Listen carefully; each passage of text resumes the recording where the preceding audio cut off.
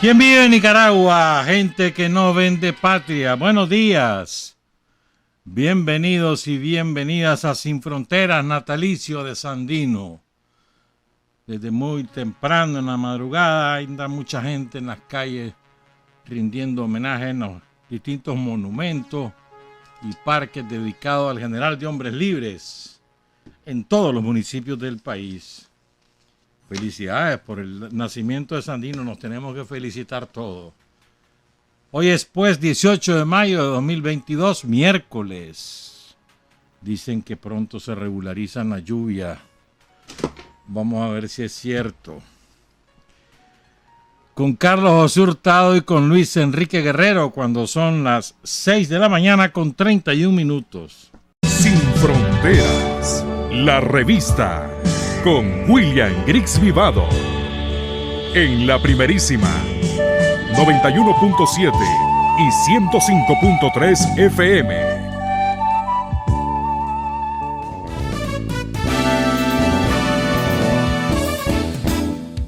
Sin fronteras para decir la verdad.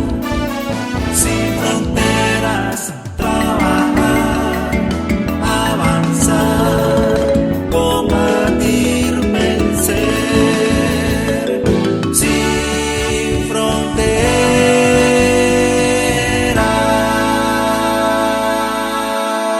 6 de la mañana con 36 minutos. Saludamos a un cumpleañero de hoy, José Rufino Lira Méndez, subdirector de la Escuela Normal de Chontales, en Huigalpa, la tierra de nuestro gran amigo Manuel Alvarado, bueno, la tierra adoptiva de Manuel Alvarado, fallecido ya hace hace 4 o 5 meses ya.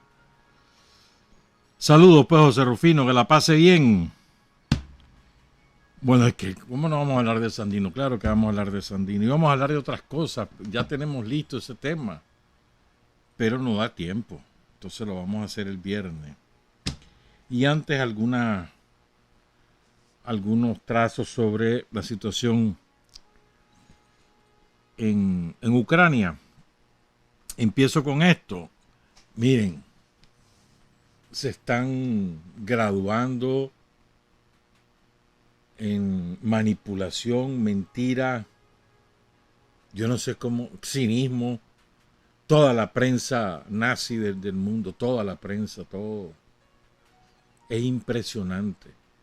Se rindieron los nazis de la planta de Azov, ahí en Mariupol. Se rindieron. Se entregaron. Bueno, y todavía falta, ¿verdad? Pero ya van casi 1000. Y la prensa nazi lo que está diciendo es que hay un operativo. Han evacuado. ¿Cuál evacuado? Se rindieron. Ahí no están todos los videos, la fotografía. Es impresionante, vos. O sea, ¿de qué libertad de expresión me van a hablar?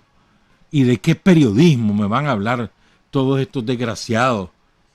The New York Times, The Washington Post, The Times, o Le Monde, o l'Unità, o cualquiera de ellos, o El País, El Mundo, todos ellos. ¿De qué? La CNN, la ABC, la Fox, la BBC.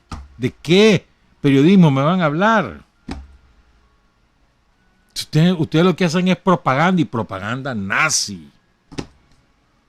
Peor que sicario, porque son nazis. Es impresionante. Se rindieron, es así de sencillo, se rindieron. Ya les voy a contar cuántos van.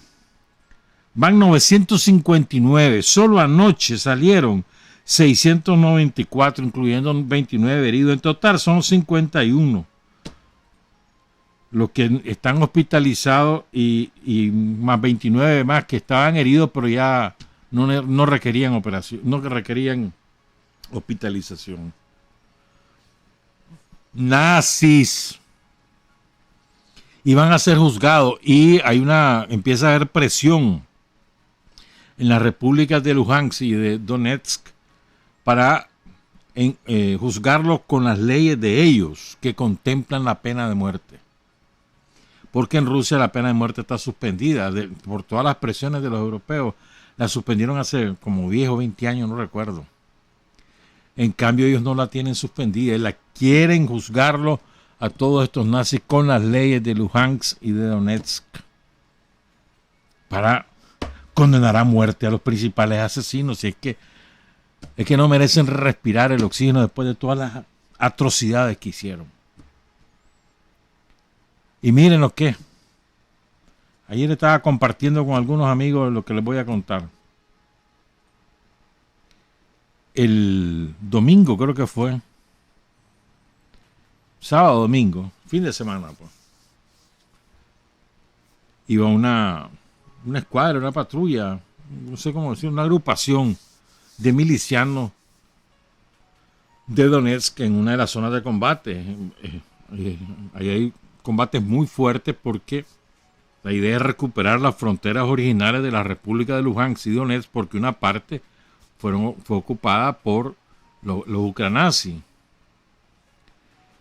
Entonces va en la zona ya recuperada y van los compañeros, los muchachos, pues. Y los ucranazis han sembrado de minas por todos lados, que están prohibidas. Minas antipersonal están prohibidas. Hay una convención mundial, están prohibidas. Ellos no obedecen ese tipo de leyes. Y entonces pisan una mina, 5 de ellos. A dos de ellos, la mina les cercenó sus 2 piernas. A los otros 3, la metralla que desprende la mina les acribilló el cuerpo. Los 5 están internados en un hospital en una ciudad cerca de la capital de Donetsk. En el mismo hospital están los nazis. Pongan cuidado en eso. En el mismo hospital. O sea, yo me pongo a pensar, puchica, hermano, los médicos y las enfermeras de ese hospital tienen que hacer de tripas corazón. Están atendiendo a los que acribillaron a balazos, a bombazos, a cañonazos, a metralla pura, a mina, a los habitantes de Mariupol durante años, 8 años se volaron, sobre todo en los últimos 3 meses, que eso fue terrible. Y los están atendiendo, les van a salvar la vida. Y al mismo tiempo tienen ahí a 5 compañeros destrozados por una mina. Admirable. Se requiere hígado, hermano, y convicción.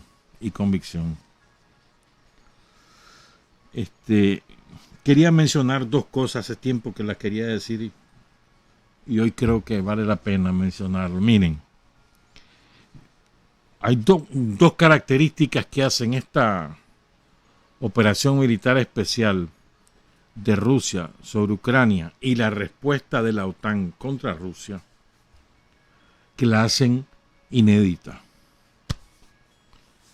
La primera es que por primera vez, yo no recuerdo, puede ser que hayan otros ejemplos, pero no recuerdo, por eso digo que es primera vez, hay una guerra por delegación.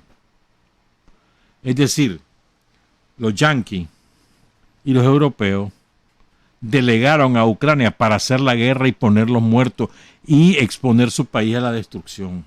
De hecho, la economía ucraniana está destrozada. O sea, Ucrania como nación va a quedar, una vez que termine la operación militar especial, va a quedar a expensas de la limosna, si acaso se la quieren dar los europeos y los yanquis. Y no porque Rusia haya bombardeado instalaciones económicas o fábricas o barrios, no, lo que ha hecho Rusia es destruir el complejo militar e industrial de Ucrania y la refinería, porque son las que le dan combustible a las tropas. Y en algunos sectores lo que ha hecho es destruir vías de comunicación para impedir que lleguen los mercenarios de la OTAN y las armas de la OTAN. Pero luego Kiev está intacta, la capital, intacta. No le ha pasado nada. ¿Verdad? ¿Dónde ha habido destrucción de ciudades? Donde los ucranianos se han refugiado en los barrios y han colocado cañones y ametralladoras y todo tipo de armas en los barrios, porque son tan cobardes que no van a estar en campo traviesa. Ahí sí ha habido destrucción. Pero es la primera vez que hay una guerra por delegación. O sea, te delego a vos, anda a matarte. Que te maten y que te destruyan cosas. Yo te voy a dar para que te defendas, pero bueno, no me estés pidiendo mucho. Así. Y mientras tanto, la OTAN emprende una guerra contra Rusia. Una guerra integral. Fíjense, aquí viene la otra característica. Primero, que es una guerra por delegación.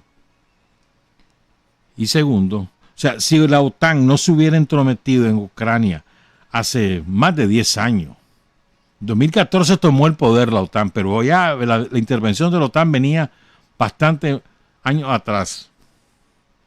Si la OTAN no se hubiera inmiscuido en los asuntos de Ucrania y no hubiera propiciado la conversión de un gran segmento de la sociedad ucraniana en nazi, nunca hubiera habido guerra. Nunca. Pero la OTAN decidió tomar ese territorio para acosar a Rusia. Esta es la primera característica. Y la segunda es, yo no recuerdo que en los últimos 120 años que un grupo de naciones lance una guerra contra una nación, contra una nacionalidad o contra una cultura. Guerra contra lo ruso, contra el ser ruso, contra los símbolos rusos, contra la cultura rusa, contra los científicos rusos, contra los deportistas rusos. Guerra contra lo ruso. Prohibido lo ruso por doquier ahí en la Europa nazi. Es una cosa, yo nunca había visto ese fenómeno. Ni los yanquis no han llegado al extremo que han llegado los alemanes, los estonios, los lituanos, los letonios, los franceses, los suecos, los finlandeses, los polacos, por supuesto, los eslovacos. No, ni los gringos. Y ahí, ahorita estaba viendo un video en la madrugada, iba un viejito como de unos 80 años. Dicen que es en una calle en una ciudad de Letonia.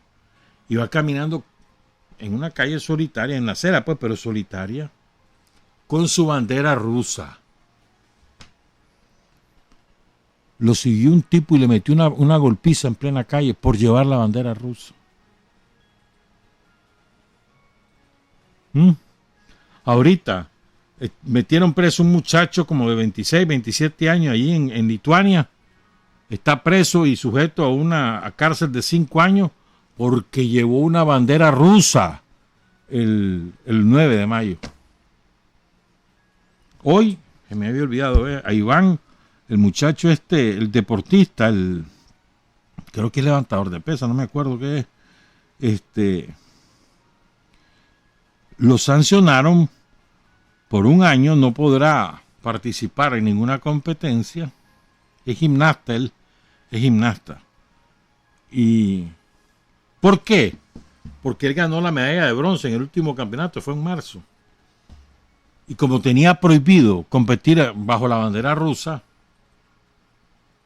entonces él se puso una Z aquí. Por eso. Le quitaron la medalla, le quitaron el premio en metálico y lo suspendieron por 1 año. Por llevar una Z aquí. O sea, es una cosa impresionante. ¿Verdad? Yo nunca he leído nada parecido. Nunca lo he leído parecido. Fíjate que ni los que hemos estado en guerra con los yanquis atacamos todo lo que es yanqui. No, nunca ha sido así. en la Segunda Guerra Mundial era contra los nazis, no contra los alemanes. Bueno, excepto aquí en Nicaragua, que Somoza aprovechó la oportunidad para robarle a todos los alemanes sus propiedades, casas, fincas, carros, todo le robó. La fortuna de Somoza se comenzó a amasar sobre la base de la confiscación de los alemanes. Pero bueno, eso daría en otro costal. Pero bueno, tal vez en la Segunda Guerra Mundial en Estados Unidos la agarraron contra los japoneses. Los metieron a campos de concentración en ambas costas, ¿eh? Sobre todo en la costa oeste, bueno, porque había mayor población japonesa. Pero campos de concentración y les confiscaron todo. Quizás ese ejemplo. Pero luego, contra la cultura, contra la literatura, contra la música, puchica. Pero si los rusos han parido algunos de los más grandes escritores de la historia de la humanidad y algunos de los más grandes músicos de la historia de la humanidad y escultores y yo no sé cuántas cosas más. Y la cultura rusa es riquísima. Y están prohibidos. En la Europa nazi están prohibidos. Es impresionante, ¿no? Pero esto tiene mucho que ver con la venganza de los nazis.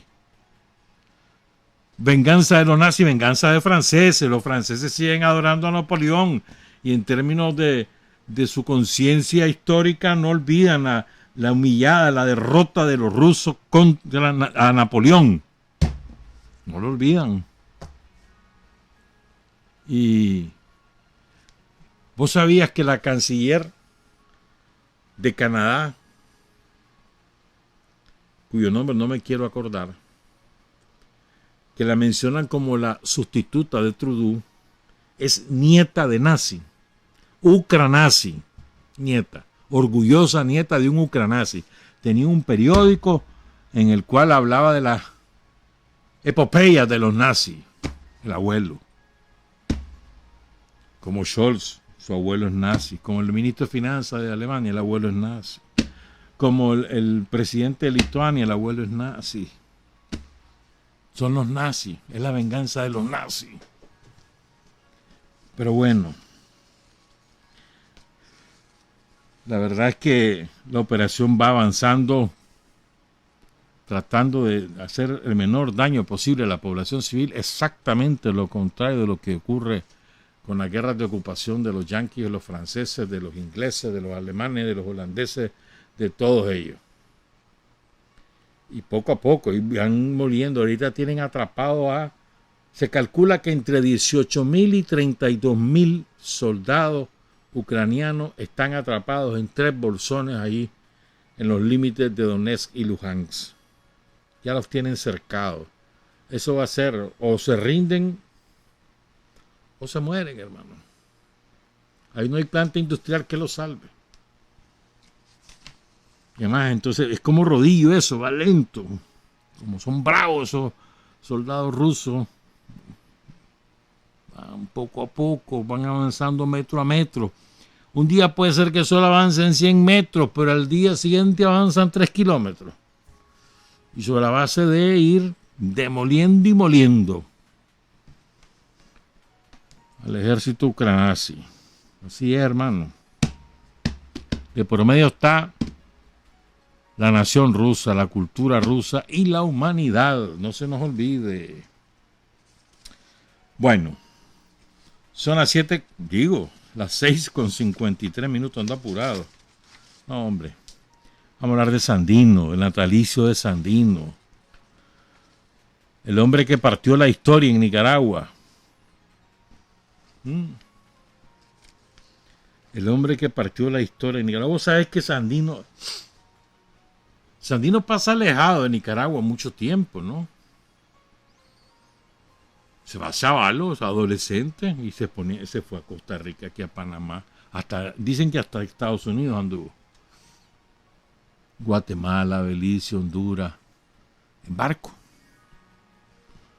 Trabajando de todo, hermano, de todo trabajó ese hombre. Hasta en la Ciudad de México parece que estuvo trabajando. Hay muchas huellas de Sandino que no las hemos registrado aún, muchas huellas. ¿Te imaginas, por ejemplo, adentrarse en el archivo de Sandino que debe haber en Veracruz o en Tampico? O en Guatemala hay también, hay una foto bastante de Guatemala. O en la Ciudad de México.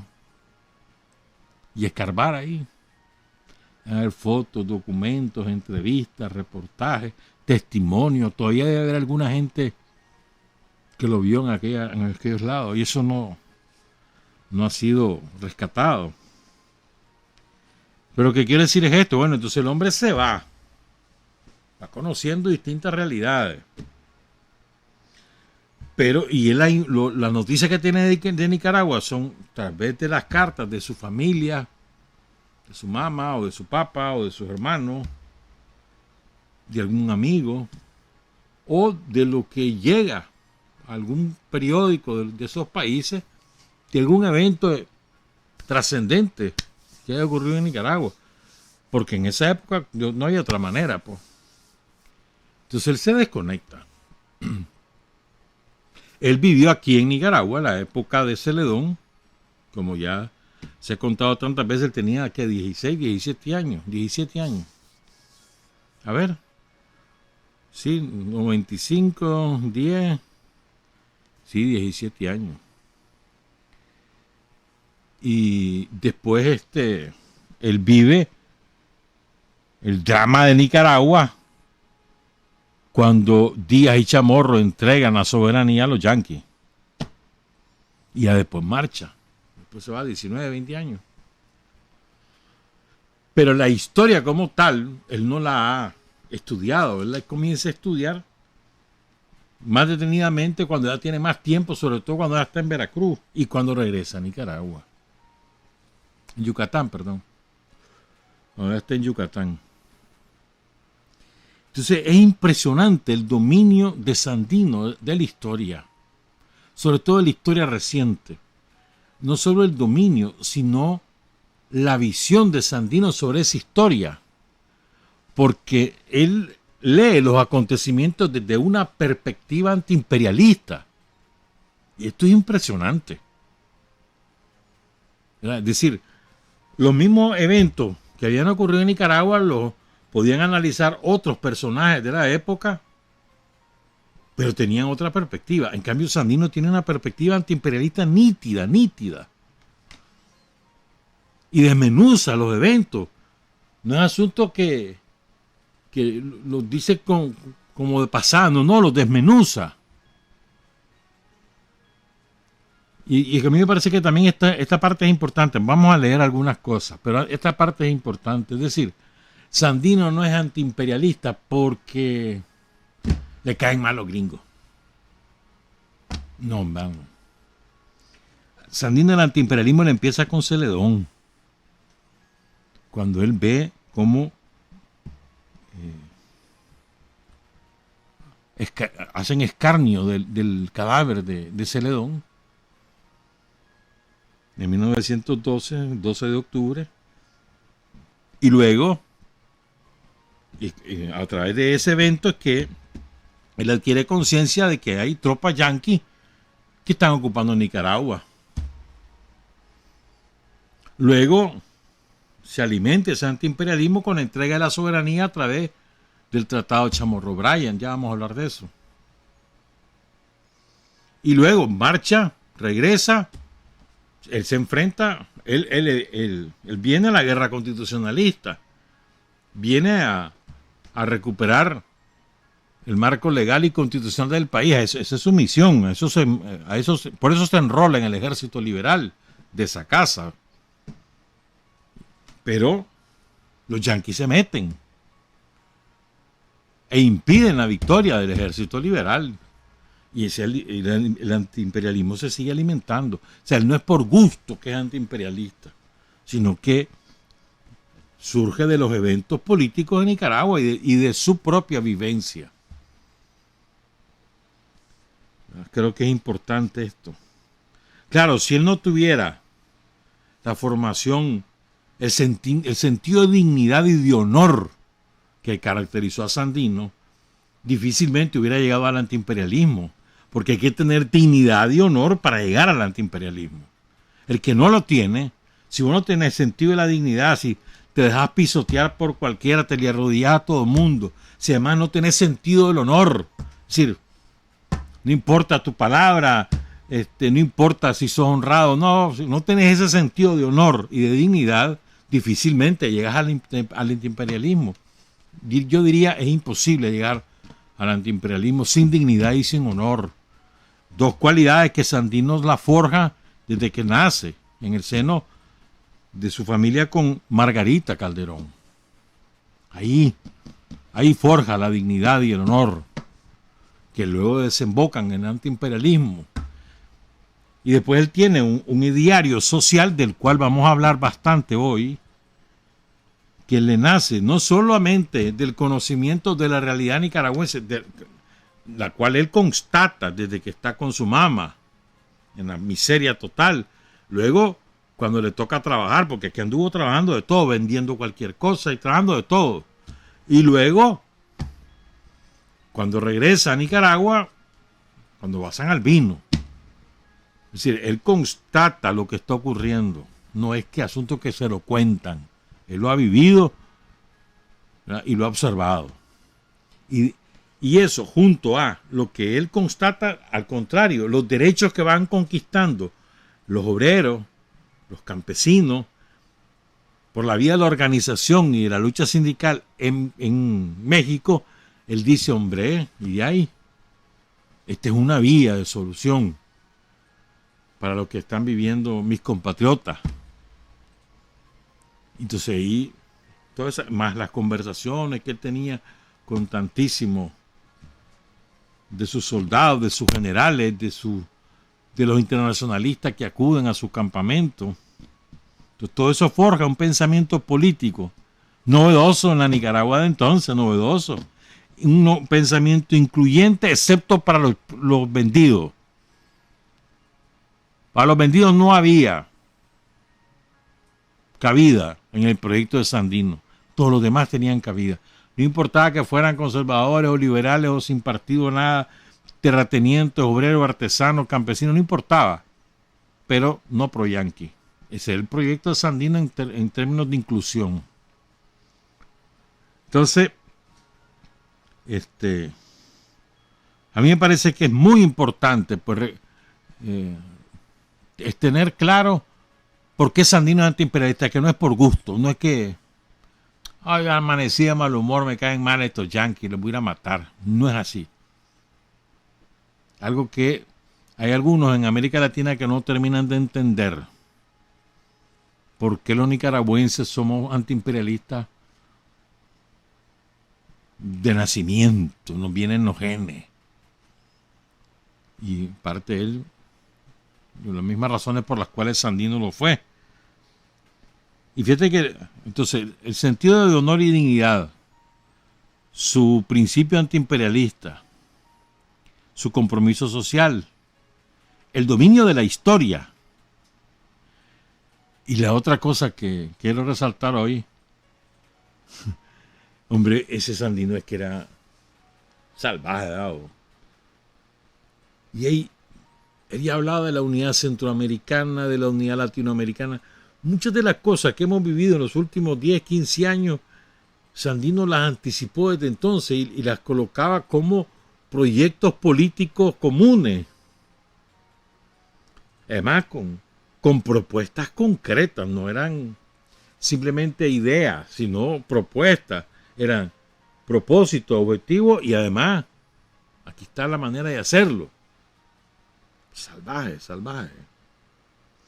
Entonces, de estas cosas les quiero hablar con documentos de Sandino después que regresemos. Son las 7:03.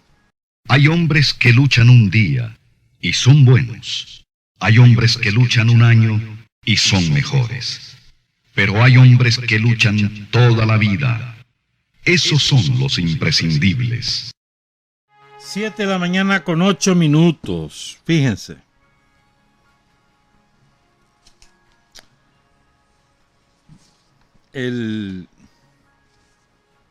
Importante que recordemos esto, ¿sabes?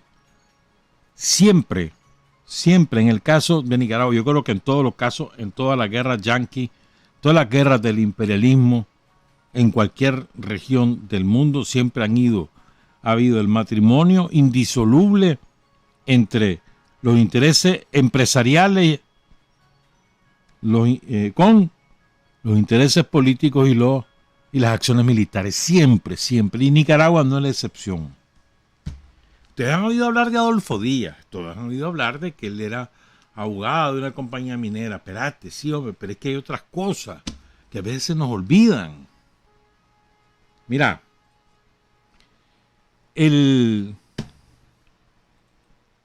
secretario de Estado de Estados Unidos para 1909 era Philander Knox, el famoso de la nota Knox. Este Philander Knox era el abogado y brother de la compañía de Rosario and Light Mines Company, ¿verdad? Que tenía mina en el Caribe Sur, en el Caribe Norte. Adolfo Díaz era el contador de esa compañía minera. Pongan cuidado. El abogado de los dueños de la minera era el secretario de Estado. Y el contador de esa compañía minera en Nicaragua era Adolfo Díaz. ¿Estamos claros? Y luego, cuando en 1911 creo que viene el tipo ese, o 12, sí, en el 11, manda Knox a Nicaragua, manda a uno de su grupo de abogados, lo manda a Nicaragua con poderes plenipotenciarios para negociar un acuerdo y resolver el problema de Nicaragua mediante una constitución que proscribiera a los celayistas.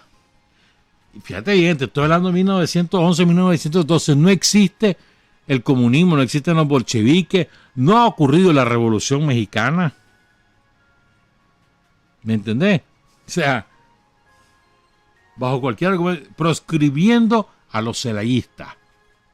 Una constitución que emana, que participa Monseñor Lescano como presidente de esa constituyente y de la Cámara de Diputados.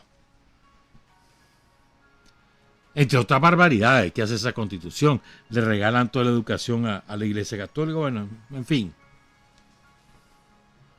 Pues sí, es importante, pues, ¿verdad? El abogado y amigo de los dueños de la mina de Bluefields es el secretario de Estado. Y el contador lo pusieron de presidente. Esta mina es la que financia la guerra contra Zelaya, la guerra de Estrada. ¿Estamos claros? Es la que le paga a Estrada y a Emiliano Chamorro, que andaba por ahí. La mina, los dueños de la mina. Ya viendo pues cómo se entronca todo. Sandino se lo sabía esto al centavo, hermano. Hasta el salario de Adolfo Díaz se sabía Sandino.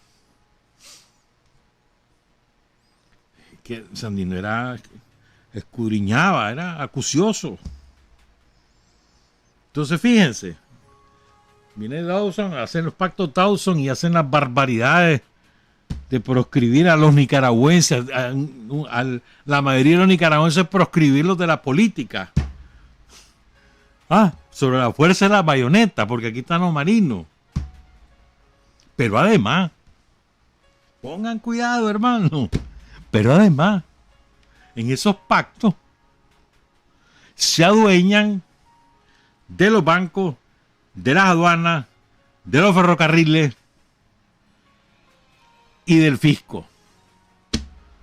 Entonces los marinos o un norteamericano ponían a administrar esas cuatro cosas y todo lo recaudado era para pagar la deuda, supuesta deuda que había contraído Nicaragua con ellos y pagar la manutención de las tropas yanquis en Nicaragua. ¿Ah? Más aún. Poco después, ya pusieron a Díaz de presidente. Era el contador de los mineros, es el presidente.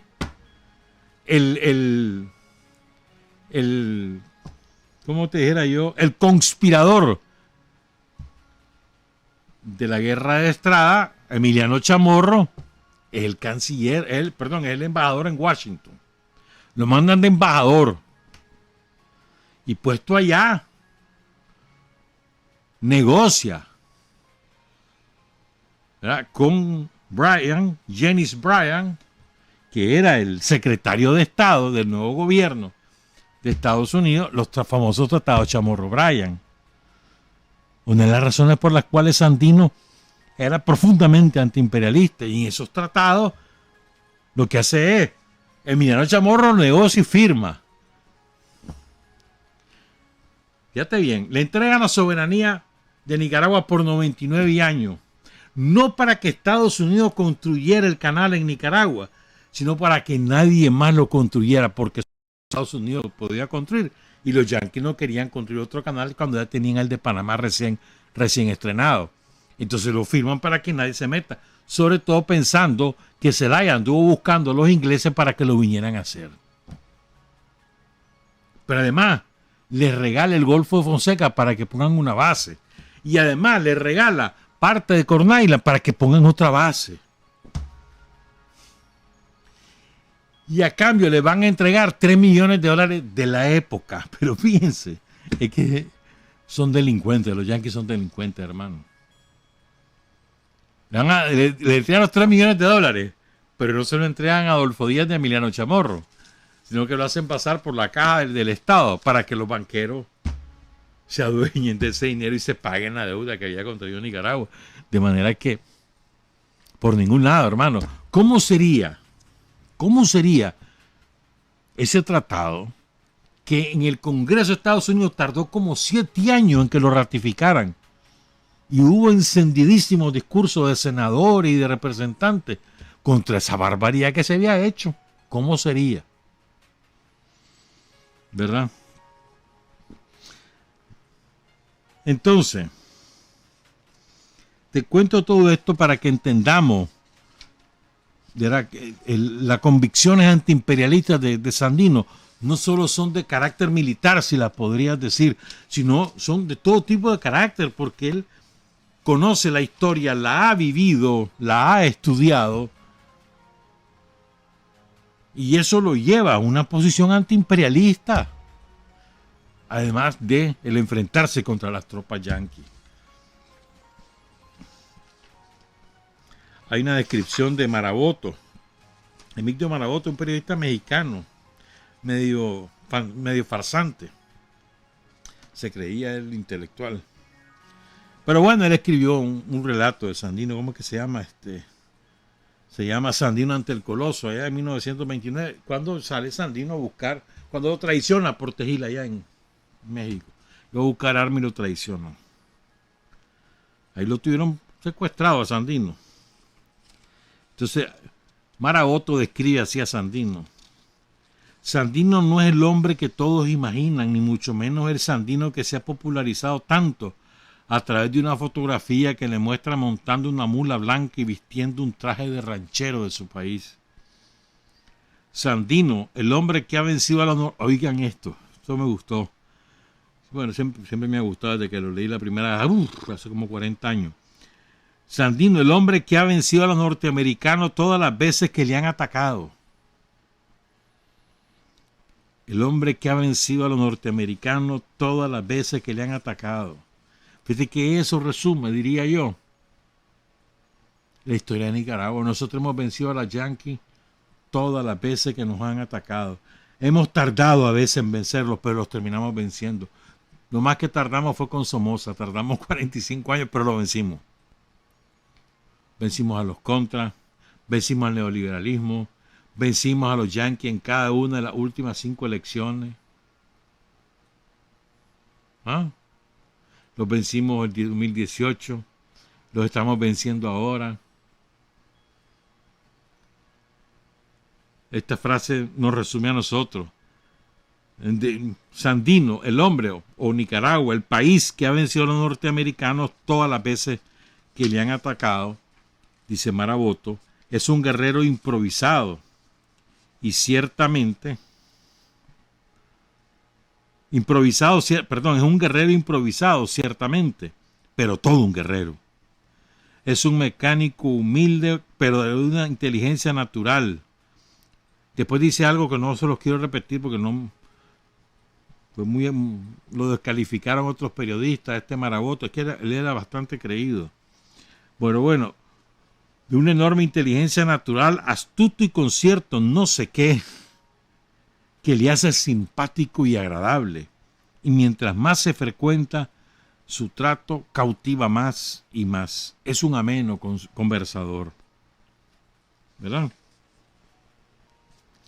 Entonces, Sandino andaba con la onda, ¿verdad? Él llevaba propuestas políticas pensando en el continente cuando él se va a México. Ya había publicado El Supremo Sueño de Bolívar. Además, y llevaba una carta dirigida a Hipólito Yrigoyen, que había sido, creo que era la segunda vez que ya era presidente, no, la primera, no recuerdo si la primera o la segunda vez que ya estaba de presidente en Argentina, fue un caudillo oligarca de Argentina, fue un político de mucha trayectoria ya. Pero Argentina en aquella época era la potencia. Tenía una economía poderosísima que Europa no le llegaba ni al meñique, pero Argentina la saquearon. Pero bueno, entonces en esa carta Sandino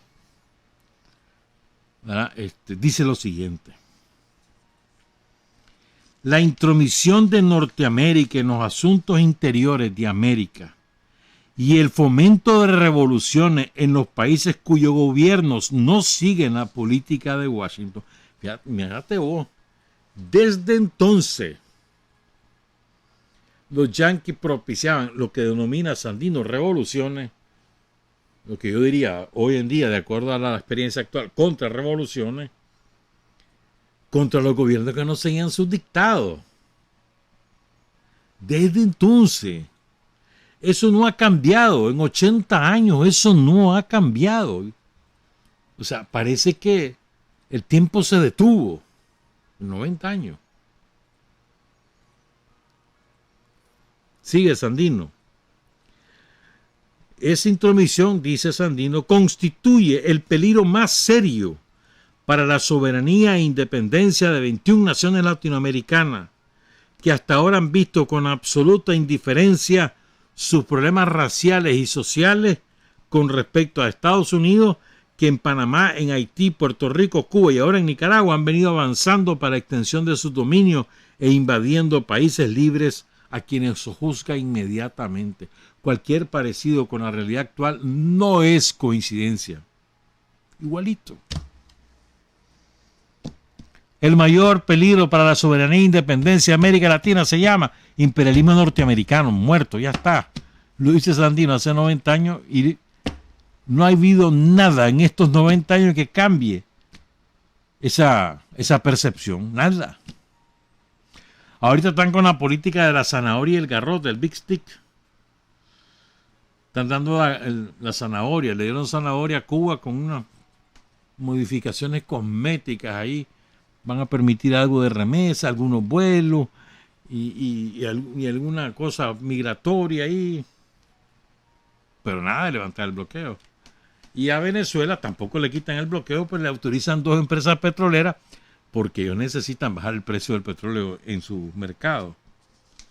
Esa es la zanahoria. Vamos a ver el garrotazo que les viene después, porque así los yanquis así son. Nunca van a tratarte con respeto.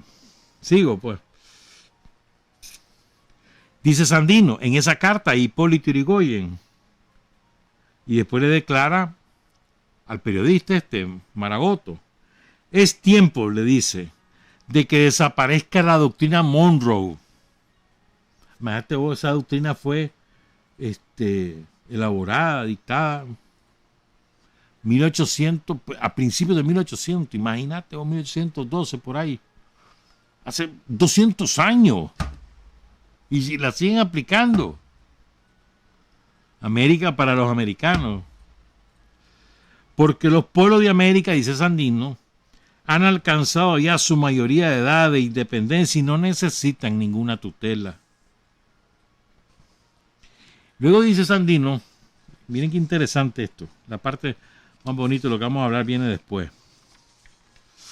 7:23. Dice Sandino, que si nadie puede hacer el canal, excepto el capitalismo norteamericano, que mejor no se haga. O lo hacen los latinoamericanos, o que no lo hagan los yanquis. No lo podemos hacer ahorita porque no tenemos capacidad. Esperemos 20 años, dice Sandino. Esperemos tener desarrollo suficiente para hacerlo nosotros. Pero que si solo los capitalistas yanquis lo van a hacer, entonces no se hace en Nicaragua. Se fija como este hombre de firme, de agudo, salvajada, hermano. Estoy hablando de 1929. Después dice que América Latina debería unirse en una organización, que deberían reunirse periódicamente. Todo lo que después se concretó cuando Chávez, entre otros presidentes, logran fundar la CELAC allá en Cancún, creo que fue, ahí en México. Cuando estaba Felipe Calderón de presidente, el criminal ese. Bueno, ahora vamos con otro aspecto. Sandino no era asunto de que hacía la guerra, porque solamente con la guerra, o que solamente la guerra era su instrumento de combate, no es cierto. Los yanquis le vivían diciendo a Sandino, vení, hablemos, negociemos, rendite. No solamente en el 26, en el 27, lo siguieron haciendo cada año. Te voy a poner este ejemplo. En noviembre de 1928,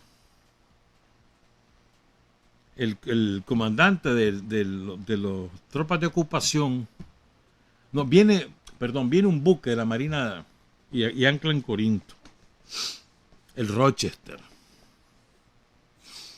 Y desde ahí el jefe de ese buque de guerra, de apellido Sellers, le mandó un telegrama a Sandino. Se lo voy a leer. Señor, aunque todos los esfuerzos previos que para entrar en comunicación con usted por medios pacíficos han fracasado, de nuevo me siento impelido a apelar a su patriotismo para determinar si no fuera posible concluir la resistencia armada a la fuerza bajo mi mando, que a solicitud del gobierno de Nicaragua están resueltas, dedicadas a restaurar el orden en Nicaragua. Solo este párrafo está repleto de insultos, ¿no? O sea, patriotismo es rendirse a los yanquis, un insulto tras otro, ¿verdad? Concluir la resistencia armada. Pero por lo menos ahí ya no le dice bandido, la resistencia armada. Interesante, ¿verdad? Sigo. Después viene el cabrón que los yanquis, recuerden, son los que acuerdan con Moncada y con Adolfo Díaz en el Espino Negro, acuerdan hacer elecciones en el 28 y ponerlo a Moncada de presidente a partir del 1 de enero del 29. No se les olvide. Y los yanquis son los que organizan esas elecciones, los que determinan quiénes pueden ser candidatos, qué partidos pueden concurrir, los que hacen el padrón electoral, los que están en la urna, los que elaboran las boletas electorales, los que transportan las boletas electorales. Todo lo hicieron los yanquis. No se les olvide. Entonces dice este cabrón de Sellers: la recién celebrada elección presidencial en la que todos los nicaragüenses constitucionalmente aptos para elegir, acuérdense que entonces solo podían elegir los varones y gente real que supiera leer y escribir, se hallaron en condiciones de depositar su voto sin interferencia o intimidación alguna, pero pero hace falta ser cara dura. Son los marinos los que hacen las cosas, fusil en mano, que no había intimidación, y además se fueron a buscar a la gente. Como no llegaban a votarse, ellos se fueron a buscar a la gente, ahí en las comarcas. Y la libre e imparcial manera en la que ambas, la votación y el registro, y ellos lo hicieron, ese imparcial, se efectuaron, debe de haber convencido a usted esas elecciones y a su fuerza acerca de la sinceridad de Estados Unidos al llevar a la práctica el llamado Tratado Stimson, el de Espino Negro. Y aún más con el hecho de que en la parte del tratado relativa a la pacificación del país, nosotros no tenemos otro deseo que hacer un verdadero servicio a sus compatriotas. En vista de la situación existente, tanto política como de otra naturaleza, claro, no la describe el ser desgraciado porque son tendaladas de cadáveres las que están llevándose para Estados Unidos. Y eso es lo que comenzaba a causarle presión durísima en Estados Unidos, en la prensa norteamericana y en el Congreso. Entonces dice, en vista de la situación existente, tanto política como de otra naturaleza, parece demostrar que proseguir la resistencia armada sería inútil. Y por ello usted debería considerar la conveniencia de la terminación de sus actividades guerreras con sus consiguientes beneficios. Ya lo quiere comprar, perdón. Cualquier comunicación que usted se sirviese enviarnos obtendrá una cuidadosa atención. D.F. Sellers, contraalmirante de la Marina de Estados Unidos, comandante del escuadrón del Servicio Especial. Y oigan la respuesta de Sandino. 1 de enero de 1929, desde el Chipotón. Señor, fue en mi poder su comunicación fechada en esta ciudad,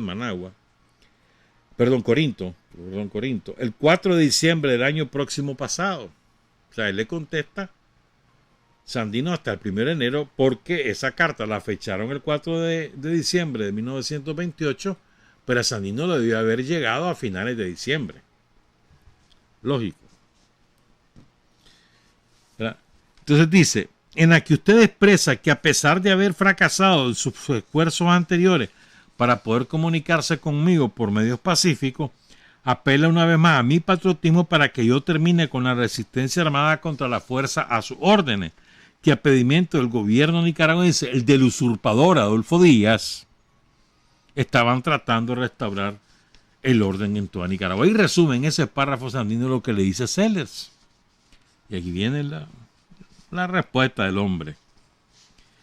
El patriotismo al que usted apela es el que me ha mantenido repeliendo la fuerza con la fuerza, desconociendo en absoluto toda intromisión del gobierno de usted en los asuntos interiores de nuestra nación y demostrando que la soberanía de un pueblo no se discute, sino que se defiende con las armas en la mano. Y es ese mismo sentimiento el que me mueve hoy a manifestar a usted que solamente con el general José María Moncada podría yo entrar en un arreglo para llegar a una paz efectiva en nuestro país, ya que él, siendo miembro del Partido Liberal al cual traicionó, puede rectificar sus errores mediante el compromiso que contraiga con nosotros para con el pueblo nicaragüense y para con el mismo Partido Liberal de respetar las bases que le serán propuestas en su debida oportunidad por nuestro ejército libertador. Fundado en lo anterior, expongo a usted que para llegar a ese arreglo de paz efectiva con el general José María Moncada, ponemos como primera base absolutamente indispensable el retiro de las fuerzas norteamericanas al mando de usted de nuestro territorio. Requisito indispensable, absolutamente indispensable, le dice Sandino. Váyanse. Sobre la aceptación de esa base, una vez que se vayan ustedes, una vez que acepte, le dice Sandino, procederá usted a que sus fuerzas evacúen los 4 departamentos del norte de nuestra república, Nueva Segovia, Jinotega, Estelí y Matagalpa, pudiendo quedar en ellos autoridades civiles y militares nicaragüenses y de ninguna manera jefe o subalterno alguno norteamericano. En caso de aceptación, siguen las condiciones de Sandino. Fíjate bien, la primera condición es, ustedes se van. Y cuando ustedes se vayan, quedan a cargo de sus departamentos solo nicaragüenses, ningún yanqui. Ustedes se van. La segunda condición, la segunda condición es que yo solo trabajo con Moncada, no con ustedes. Yo puedo arreglarme con Moncada, pero no con ustedes. Tienen que irse. Para arreglarme con Moncada, ustedes tienen que irse. Tercero, las negociaciones las vamos a hacer aquí en San Rafael, le dice. En Managua, aquí en San Rafael. Las conferencias de paz para llegar a un entendimiento con el general José María Moncada se verificarán en el pueblo de San Rafael del Norte entre 5 representantes de nuestro ejército y 5 representantes del mencionado general Moncada. Los 5 representantes de nuestro ejército irán bajo la garantía de las autoridades nicaragüenses, siendo a advertir que los comisionados llevarán sus respectivas armas. O sea, primero no vas a negociar conmigo, yo voy a mandar unos delegados. Segundo, no lo vas a hacer en Managua, lo vas a hacer aquí. Y tercero, mi gente va a llegar armada, te guste o no. En la contestación, dice Sandino, se nos dirá la fecha en que estarán evacuados los departamentos de referencia, Matagalpa, Jinotega, Estelino, Segovia.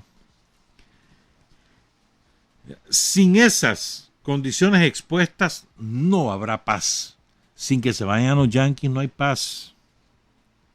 Y aunque usted dice en su comunicación que no serviría a ningún propósito la continuación de mi resistencia armada, le hago la declaración de que solamente la continuación de mi resistencia armada traerá los beneficios que usted alude. Mira, le da la vuelta en 3 líneas. O sea, el gringo le dice, de nada te sirve seguir luchando, es lo que le dice. Porque lo que podés conseguir es lo que te estoy diciendo yo, le dice el gringo. No, le dice. Porque resiste que voy a conseguir eso. Salvajada, sigo.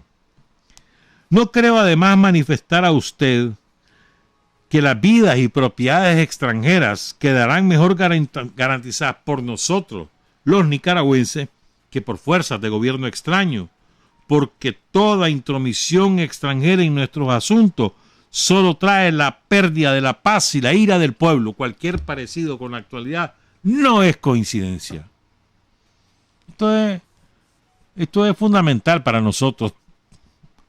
Toda intromisión extranjera en nuestros asuntos solo trae la pérdida de la paz y la ira del pueblo. Clase de sabiduría, hermano. Patria y libertad. A.C. Sandino. Entonces aquí viene lo que yo más quiero comentar, porque no sé si me va a dar tiempo. Porque siempre hemos oído nosotros, bueno, no siempre, pero hemos oído muchas veces nosotros a gente que te dice que Sandino nada prometía social, que no sé qué, que no sé cuánto. Aquí les voy a probar lo contrario. Una de tantas cosas.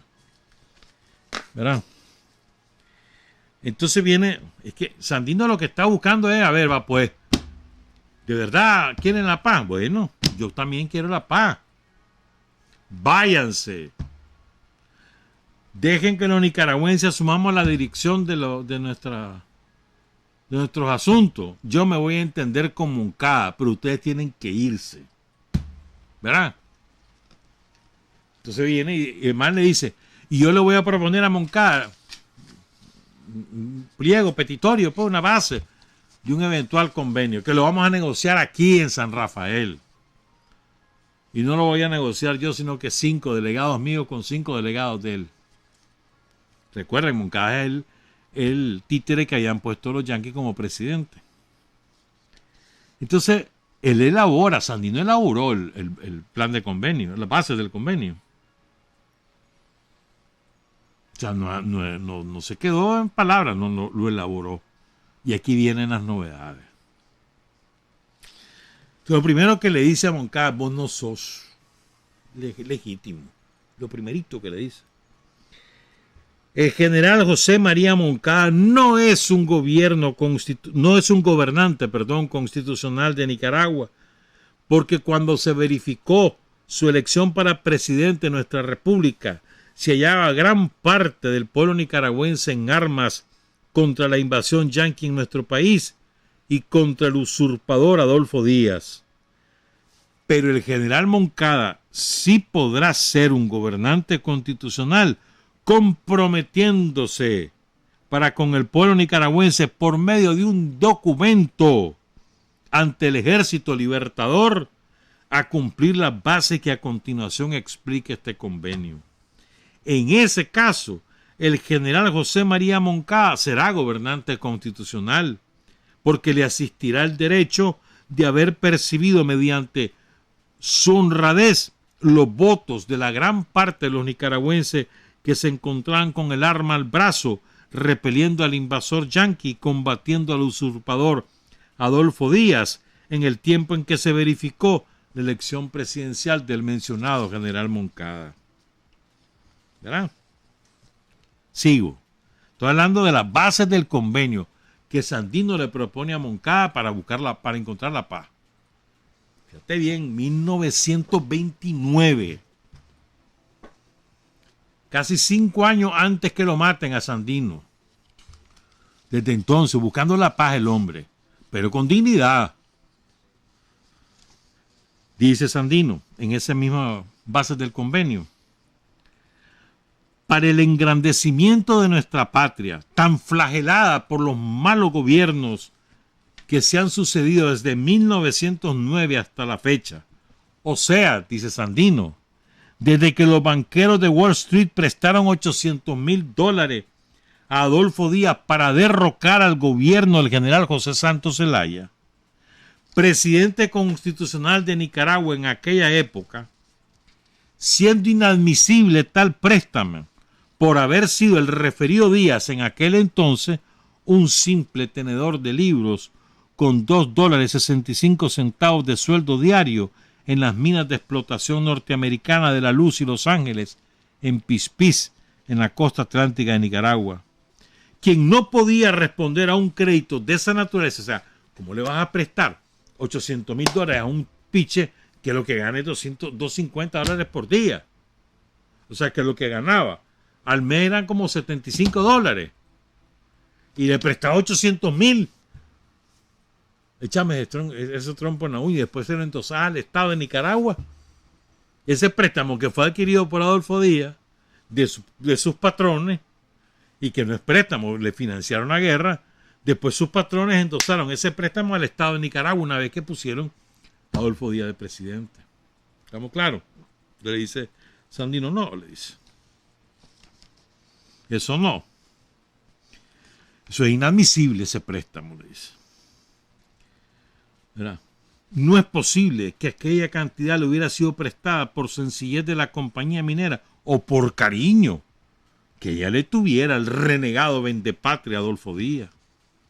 Sabido es que la rebelión contra el general José Santos Zelaya dio principio con la traición de Juan José Estrada, que en aquel tiempo era jefe político del departamento de Bluefields, y que dicha traición fue hecha por el referido Estrada en connivencia con Adolfo Díaz y Emiliano Chamorro. Emiliano Chamorro le trabajaba a otra empresa de ahí, de Yankee, en el sur del Caribe.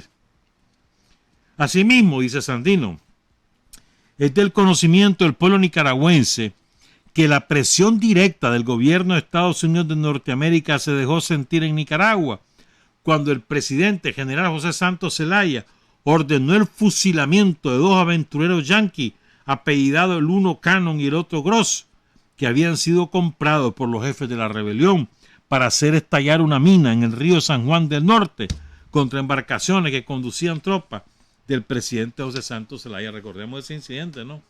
Estrada y Emiliano Chamorro, más Emiliano Chamorro que Estrada, contratan mercenarios. Y el propósito era hacer una provocación en el río San Juan. Cualquier parecido con lo de ahora no es coincidencia. Con todas las provocaciones que hacen los yanquis en todos lados. Entonces era provocar. Le iban a volar barcos donde venían las tropas de Zelaya a defender el poder. Los descubren y los fusilan. Sin asco, los dos gringos, mercenarios los dos. No es desconocido, dice Sandino, para los nicaragüenses que desde aquella época jamás ha habido un gobierno constitucional en Nicaragua. Todos los demás fueron sobre la base de la presencia de los marinos. Aquí el marco constitucional que inventaron los marinos, las deudas que dejaron los marinos, el tratado de Chamorro Bryan, todas las barbaridades, la banca en manos de ellos, la aduana en manos de ellos, los ingresos en manos de ellos, los puertos en manos de ellos, los ferrocarriles en manos de ellos. No, esto no es cuento, ¿viste? Todo eso está documentado. Ellos inventaron todo tipo de triquiñuelas para llevarse la mayor cantidad posible de dinero de Nicaragua. Sigo. Todos los que han escalado el poder nacional han sido impuestos por la bayoneta yanqui, a excepción de la elección libre verificada en el periodo del honorable expresidente Bartolomé Martínez, por el cual resultaron electos presidente y vicepresidente respectivamente los señores Carlos Solórzano y doctor Juan Bautista Sacasa. Constitucionalidad despedazada por el famoso lomazo efectuado el 4 de octubre de 1925 por los espurios hijos de Nicaragua, Emiliano Chamorro y Adolfo Díaz, lo que no dudamos obedeció a instrucciones del mismo pulpo yanqui. Y esto hemos hablado en otras ocasiones, ¿verdad?, del lomazo.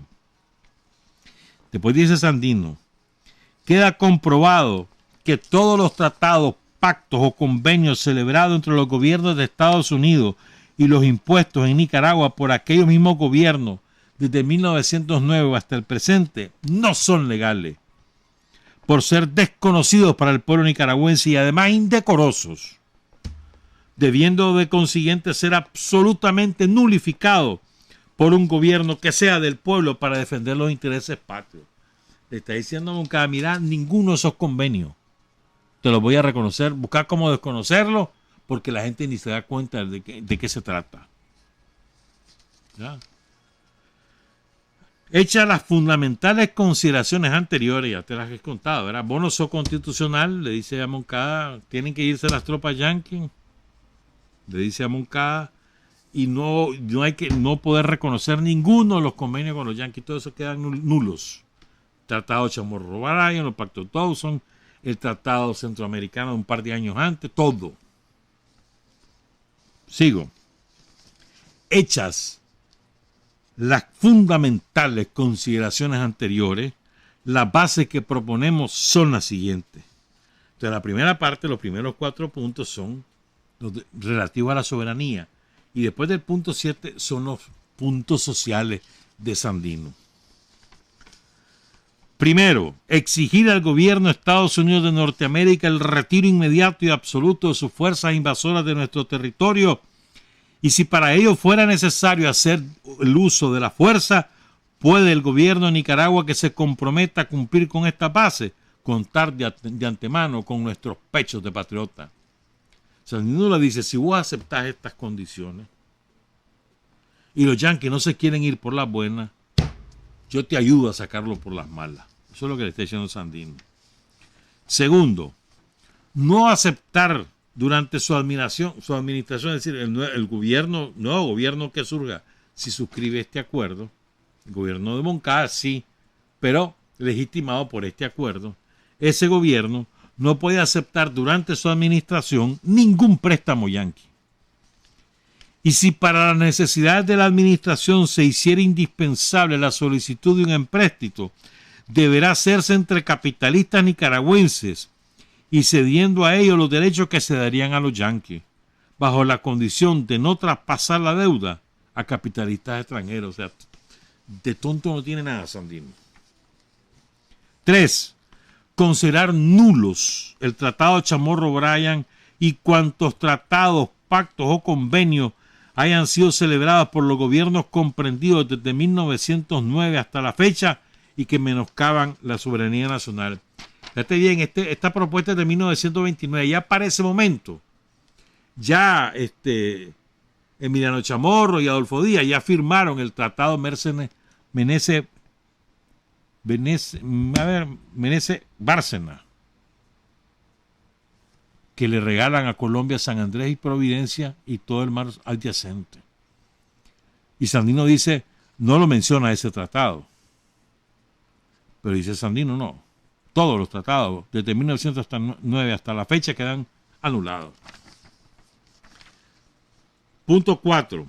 Rechazar con toda virilidad cualquier intromisión que los gobiernos de Estados Unidos de Norteamérica quisieran efectuar en nuestros asuntos interiores y exteriores de pueblo libre, y mucho menos admitir la supervigilancia por dicho gobierno de elecciones presidenciales o de cualquiera de otra naturaleza en el futuro, bastándonos nosotros mismos para realizar elecciones libres. ¿Ah? ¿Estamos claros? Se van, cualquier intromisión tuya la rechazamos con fuerza, y además nunca más elecciones supervigiladas, dice Sandino. Y ahora escuchen ustedes los puntos sociales de Sandino en este convenio. Lo incluye en el convenio con Moncada para sacar por las buenas a las tropas yanquis. Por supuesto, Moncada lo rechazó, ¿verdad? Punto 7. Que por iniciativa del Ejecutivo emite el Gobierno Nacional las leyes de accidentes del trabajo y de 8 horas diarias de trabajo como jornada máxima en empresas industriales o agrícolas, de propietarios nacionales o extranjeros, exceptuándose los trabajos que sean ejecutados por tarea y debiendo ser dichas leyes reglamentadas convenientemente. Para la ley de 8 horas como jornada máxima, deberá ser reconocido por sobretiempo en caso de trabajar más de las 8 horas. Fíjense bien. En ese tiempo la jornada laboral de 8 horas era un sueño en Nicaragua. Aquí se trabajaba 12 a 14 horas diarias. Y nadie ganaba horas extra. Sandino está diciendo, no, hay que poner una ley. Aquí 8 horas, y si trabajas más de 8 horas te tienen que pagar como horas extra. Pero además habla Sandino de la ley de accidentes laborales, porque eso era de lo más común. Los mineros, por ejemplo, los derrumbes y demás. Un obrero moría en su jornada laboral y ahí moría también la obligación del patrón, que va a asumir entierro, que va a asumir gastos de funerales, o tal vez quedaba lisiado y que va a asumir nada. Si han lisiado ya no le servía, muerto mucho menos. No había ningún tipo de indemnización. Entonces dice Sandino, hay que hacer una ley de accidentes del trabajo. 8. Que por iniciativa del Ejecutivo emite el Congreso Nacional las leyes necesarias para que en las empresas industriales o agrícolas de propietarios nacionales o extranjeros sean hechos los pagos a los trabajadores en moneda efectiva y no por medio de cupones, vales o cualquier otra forma que actualmente adoptan tales empresas, debiendo hacerse dichos pagos cada 10 días y quincenal o mensualmente o periodos más largos. ¿Por qué lo hace Sandino? Porque los cabrones lo que te decían era pagarte en cupones para que fueras a cambiar esos cupones en los comisariatos, que eran propiedad de ellos mismos, y que te cobraban las cosas al doble de lo que valían en otro lugar. Ese era el truco. ¿Y cómo lo supo Sandino? Por su experiencia en San Albino y después su contacto con todos sus soldados que le contaban las cosas. 8. Bueno, ya. Este es el 8. 9. Que por iniciativa del Ejecutivo emite el Congreso Nacional una ley que obliga a los empresarios industriales o agrícolas nacionales o extranjeros a que en las empresas en que trabajen más de 15 operarios o familias mantengan por cuenta de tales empresarios escuelas en las que se impartan a los trabajadores de un y otro sexo de instrucción primaria. Aquí hay una cosa que parecería normal ahora y no lo es. Pero antes de eso, que le está diciendo Sandino, donde hay más de 15 trabajadores, el patrón que ponga una escuela. El analfabetismo era absolutamente mayoritario en Nicaragua. Probablemente hasta el 80% de la población de Nicaragua era analfabeta. Entonces Sandino le dice, no, toda empresa industrial o agrícola que ponga la escuela cuando tenga más de 15 trabajadores. Pero además dice que en esas escuelas se van a educar de un y otro sexo, lo cual en aquella época era la mujer a la escuela. Sandino feminista, hermano. Sigo. Punto 10. Que por iniciativa del Ejecutivo emite el Congreso Nacional una ley por la que sea reconocido a las mujeres el derecho al mismo salario que a los hombres por igual trabajo ejecutado, reglamentándose debidamente el trabajo de las mujeres de acuerdo con las condiciones físicas de la mujer. ¿Qué te parece? Todavía hoy en día en muchos países del mundo se lucha porque las mujeres ganen lo mismo que un varón cuando ocupan la misma función. Todavía hoy en día, aquí en Nicaragua todavía también. Porque la discriminación hacia la mujer llega a ser tan cabrona que siendo dos trabajadores ocupando la misma función en una misma empresa, siendo uno hombre y la otra mujer, la mujer gana menos que el hombre. Por ser mujer. Es que muchos piden permiso, que andan criando hijos, es que todos se enferman, por eso le pagan menos. ¿Qué te parece? Y Sandino, desde 1929 está diciendo, páguenle lo mismo a las mujeres. Punto 11. Y oigan que por iniciativa del Ejecutivo emite el Congreso Nacional las leyes y reglamentos que regulen el trabajo de los niños en empresas industriales y agrícolas de propietarios nacionales o extranjeros, de manera que puedan los niños atender la instrucción y que el trabajo sea ejecutado por ellos en condiciones morales e higiénicas. 12. Y aquí viene uno que te va a sorprender, hermano.